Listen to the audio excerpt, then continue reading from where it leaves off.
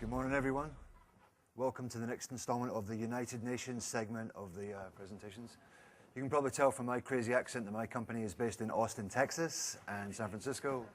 So let's get on with the show. So the company is called IIeX, and what I want to try and show you is how we are working to try and help you guys get a more holistic view of your consumers. So let's just see if this thing works. Next. Okay. So to get a holistic view, here's like 4 things that you really have to consider and understand about your consumers. What their interests are, that's much more than a good old Facebook like, you know, how the depth of their interest and so on. What the demographics are, you know, age, location, income bracket, that sort of thing.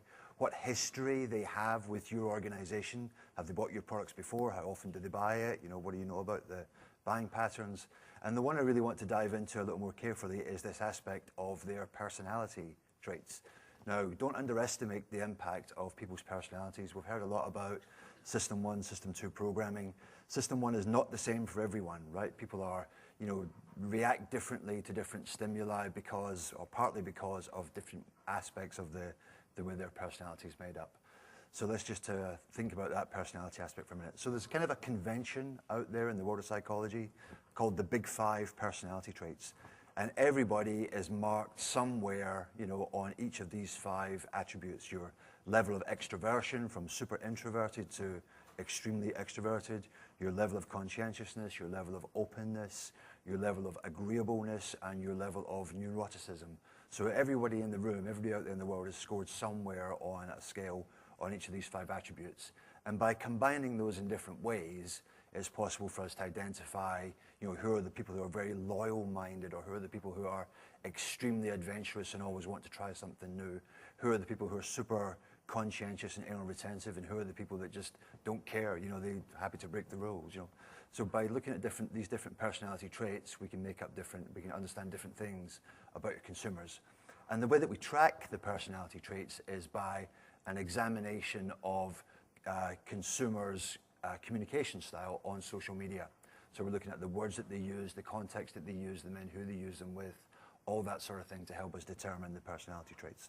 And once we've got that, you know, you've got your personality, the demographics, the interest, and the history, you can start defining whole new segments for your business. You might be interested in super fit new moms that are very outgoing and live in, you know, North America. You can start to identify segments like that. So just as a recap, you know, here's how this is different from other kind of social media monitoring systems you might have heard out there. The convention is, let's really closely pay attention to that conversation between our audience and our brand. That's super important. You've got to keep doing that, and we totally encourage you to do that. But there's also this other aspect of, let's look at, you know, who these people really are. Let's think about the conversations they're having with other brands. Let's think about the other things that are influencing the way that they think. Let's look at, you know, who they are and where they are and how they're going to react to the things that you want to point at them. And that's what we want to be able to deliver for you. So we're going to look at an example just with a couple of screenshots, and just as we do it, I just want to explain how it works. So we're going to look at Ford, right? Good old Ford, the big blue badge and everything. So what we're going to do is we're going to look at the engaged users of Ford over a 7-day period, right? That's people that have atted Ford or retweeted some Ford stuff on Twitter, something like that. And we're going to identify all those people. We found 1,200 of them. Then we're going to examine whatever else those people follow on Twitter, right? All the other stuff, all the other car brands, music, sports, personalities, politics, whatever it is that they also follow on Twitter, and kind of categorize that and measure how much they care about those other things. Then we're going to look at the tweets that those people have been putting out there over a period of time and make that determination about their personality based on that Big 5 model. Then we're going to segment all that and put it into a presentation layer. So this is a demo, right? There is customization for this available, and if anybody's interested in that, I would dearly love to talk to you about your customization requirements, whether that's different segmentation models, different output, different history you want to look at, whatever you're interested in, we'd love to talk to you about it. So here's what it looks like, right? And there should be a laser pointer here somewhere. So this is a bit blurry, unfortunately, but this is Ford, right? We found 1,200 people over a 7-day period that somehow were interested in Ford. So we profiled 1,200 people. A certain proportion of them, we only had that interest level data. They just didn't have enough tweet content for us to assess what their personality is all about. But the others, we segmented into these 5 categories that we, you know, learned from a study by Jennifer Akers a few years ago that just seems to be applicable over a bunch of industries, but you can segment differently.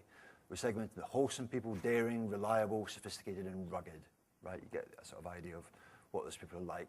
And then for each one of those segments, you can start cutting into understanding more about the daring segment. You can start to see the kind of brands that they're interested in. Turns out it's a lot of car stuff and so on.